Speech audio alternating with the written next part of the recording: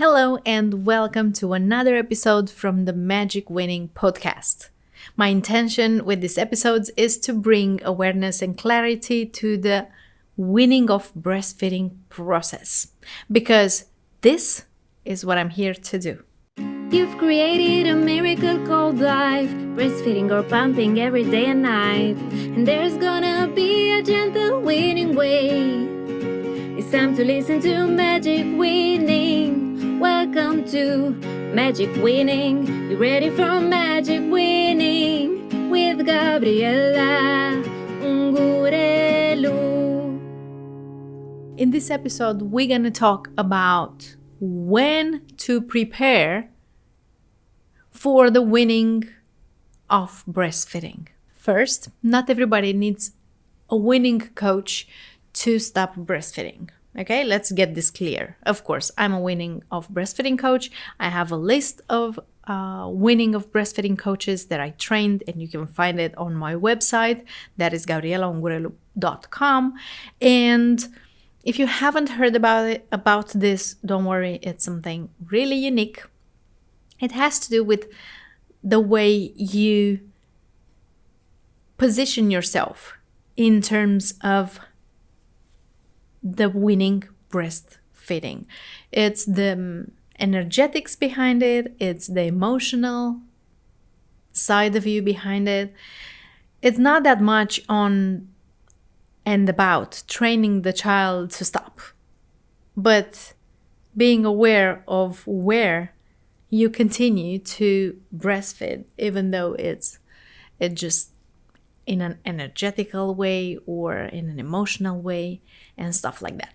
So why to think like this and how this will help you is that it will help you in having a smoother transition through weaning breastfeeding, and also to train you for all the transitions that you are facing on the short and medium period of time that awaits you and your child.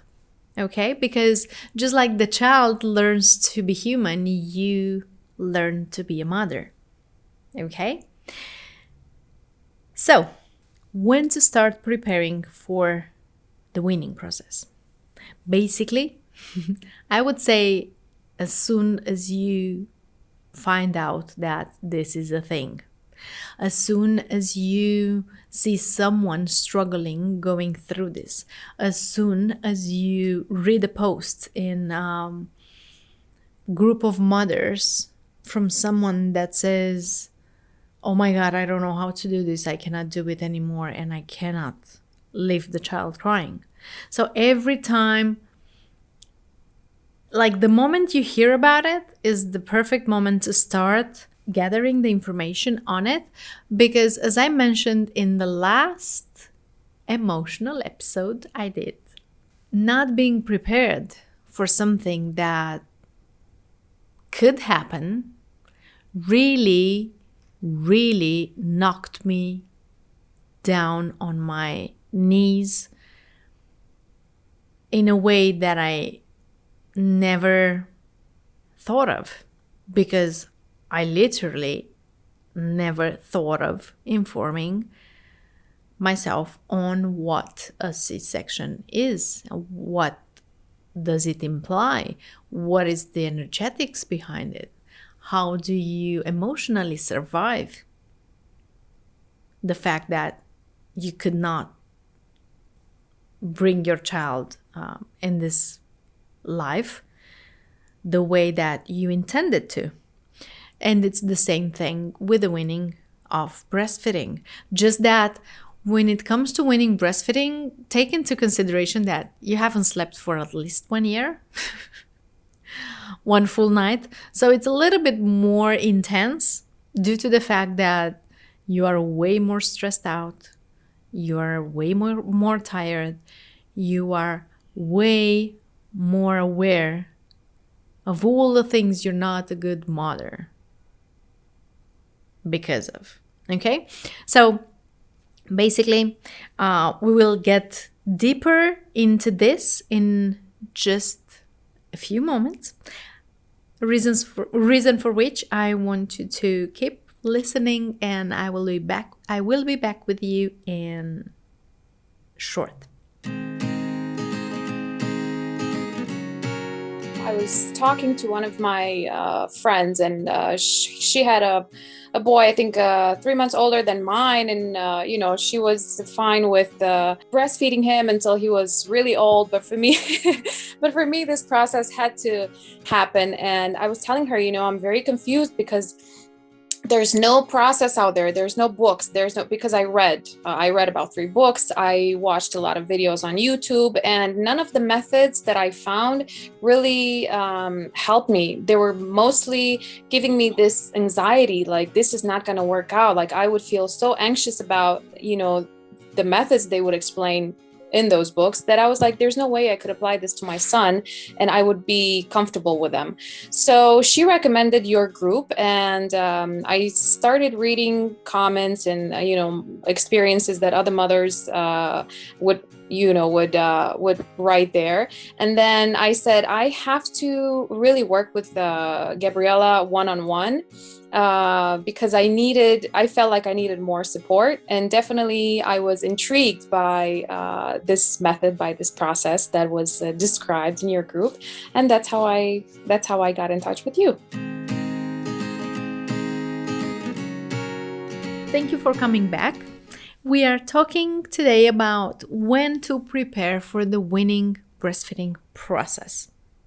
And I hope I already dazzled your curiosity on the topic and you consider the perspective. So if you are a mom that is already at the end of it, you can use this information to spread it out, to share it with your peers, with your mom groups and friends and environment, because it's something that should be talked about. I would say, just like you get ready for giving birth, just how you get ready to have all the clothes prepared and all the things that go into the nursery and the crib and the stroller and the baby carrier and everything. Just like so, on that list, you should add weaning off breastfeeding. You should have a target that you set for yourself that will most probably not be a realistic one, but at least you have something, because the need of having something really specific is real, and it helps because at least you know where you are. You don't just wake up one day and say, oh my God, I don't want to do this anymore, and I don't know anything about it. I don't know when it's recommended to stop or when I can stop. So it's very important that you start informing yourself as soon as the weaning of breastfeeding crosses paths with you, because otherwise you will be caught by surprise. And again, when it comes to the moment of the weaning breastfeeding, you are going to be very tired and very stressed out and probably still very lost, because once you give birth and become a mother, your rational part of the brain goes on holidays for about a year, okay? For about the time it takes to the child to walk. And that's normally about a year. But if you beat yourself up and criticize and have a very strict and harsh behavior towards yourself, the holiday of your frontal rational lobe, it's gonna be prolonged.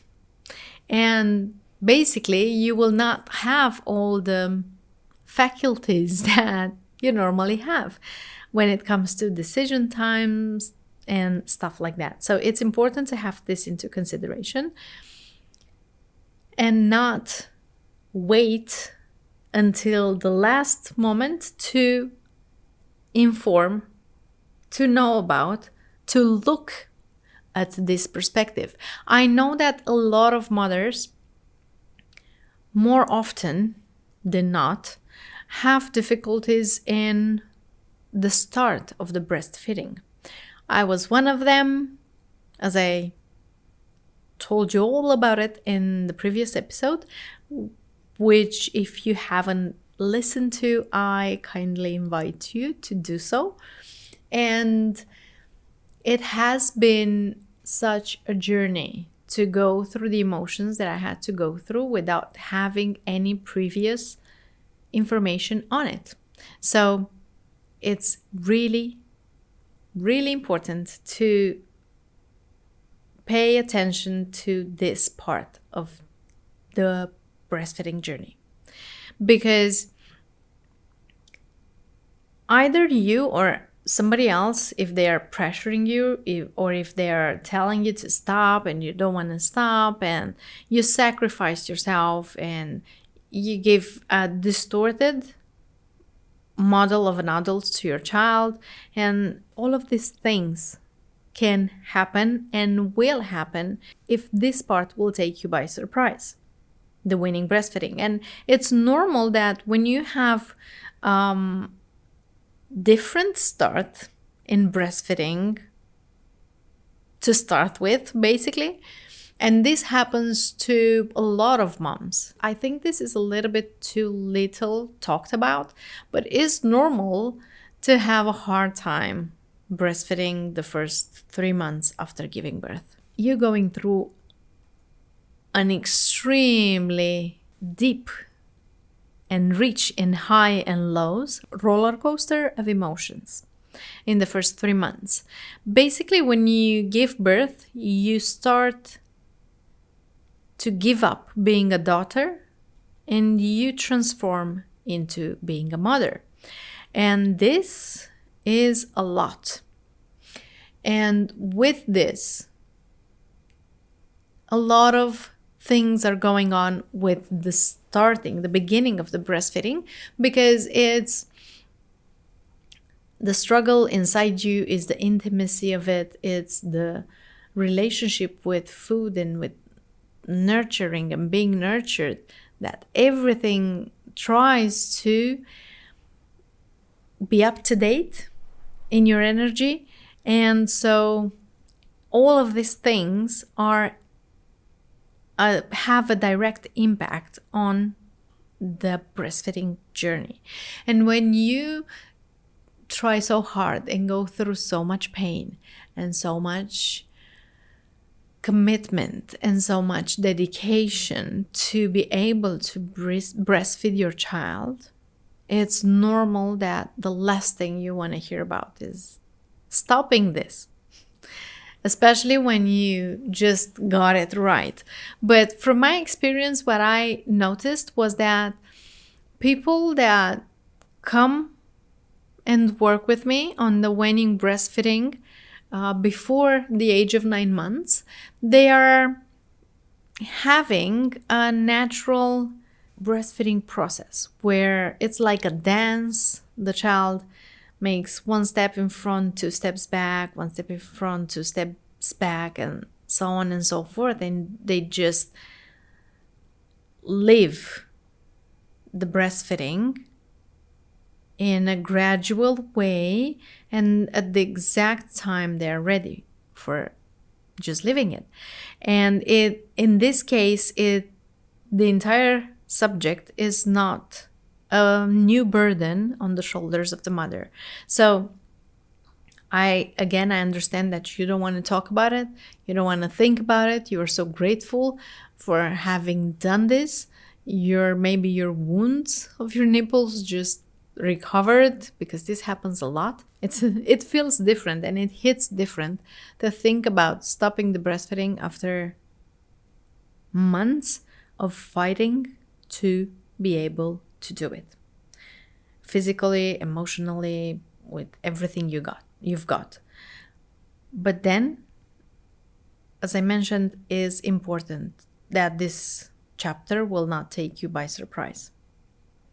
And yet again, throughout my experience working with mothers, the sooner you gather information on it, the sooner you consider the perspective and you put a time stamp on it, approximately. Again, it most probably not happen when you think of it, but the sooner you do this, and as soon as you have workaround around this, it will not hit you like and directly where hurts the most.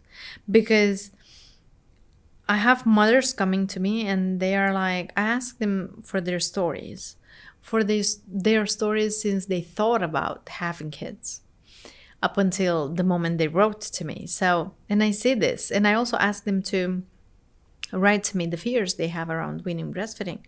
And it's basically the same fears. I don't want the child to suffer. I am afraid I'm not going to know what to do when they're crying and I cannot do anything about it. I'm afraid that my child will resent me. Okay?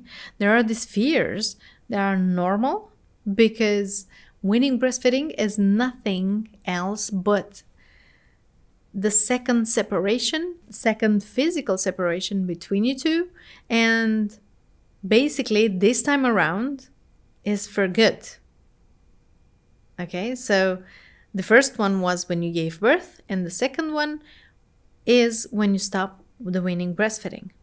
Because even though you actually breastfeed or you pump, it's the same thing because you're still connected through the milk. So it is normal to feel very emotional and to feel this period of time very intense. Also, it's important to gather information on this because in the weaning process, you also close chapters that remained open in the birth moment. When you gave birth, whatever was left open there, it's gonna be closed with the weaning breastfeeding process. And if you're not aware and if you're not actively involved in the process, those doors that were left open in the moment of birth are gonna close with a bang very aggressively, and you will feel all that pain. So you have to take into consideration that getting information on it, starting to working on it, starting to be okay with the fact that you're gonna let go at some point, and the child will also let go at some point, because I also have mothers that are saying they're biting me. My child is biting me. I cannot breastfeed him anymore because he's biting me, or it's just painful. And that, from my observations, working with mothers for the last 6 years, that happens when the child wants to separate from the mother, but they are not able to.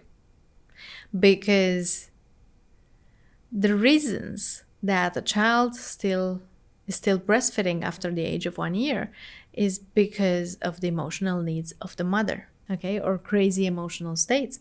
It's just the need to be close to someone, the need to sleep, okay, all the needs that we do not meet for ourselves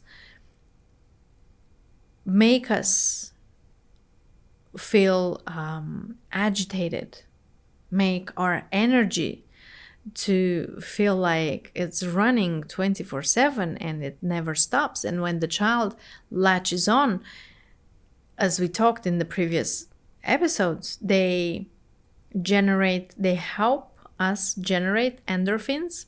There are key chemical substances in the well-being state. So the worse you are feeling inside, the more glued to you it's going to be your child. So when it comes to weaning breastfeeding, it's important to have a preparation before, to be aware of the fact that this is going to end and not be completely taken by surprise. Okay, it might be that you have a partial weaning or a complete weaning. This is a subject that we're gonna talk about in the episodes that will come, because it takes an entire episode to talk about partial and complete weaning. It doesn't matter the way it happens for you. It might be partial in time, it might be complete. But the thing is that in order to navigate this, you need to get informed. In order to navigate this, you need to read stories of the mothers who went through this and how they made it out. As I said before, you don't necessarily need a weaning breastfeeding coach to go through this. But if you do, on my website, gabrielaungurelu.com, you'll find the list of coaches that I trained. On one hand, on the other hand, you will find a lot of free resources that me and my team of coaches are putting out there for mothers to have a perspective on it, to help them with wrapping your head around it. And there are a lot of mothers that stop weaning breastfeeding just with this information. So again, you don't need a weaning breastfeeding coach, but you do need to look at the stage that you are heading towards from the moment you give birth. It's also very important to inform yourself and to find out how does a mother's life look after stopping breastfeeding, because we are so caught up in the moment, in the fears, in the worries, in the I don't want them to cry, that we completely forget about us.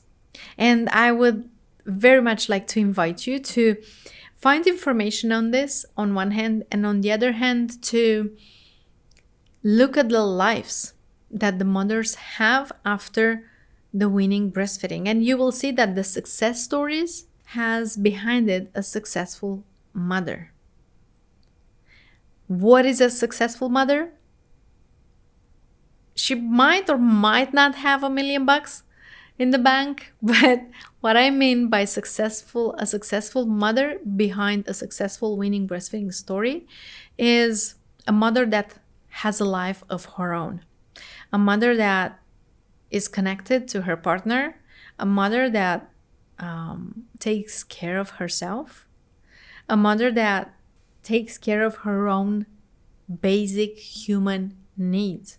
Of course, when you become a mother, you cannot do everything that you did before. You cannot rest the way that you did before. You cannot read with the same speed.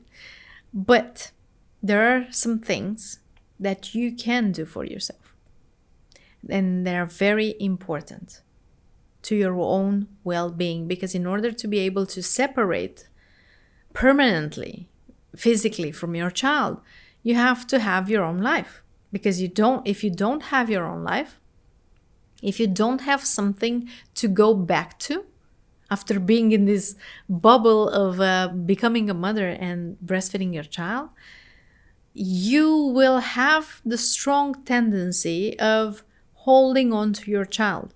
You will have the strong tendency to look for ways to live through the child, to be happy if the child is happy, to do your best to make the child smile in order for you to allow yourself to smile.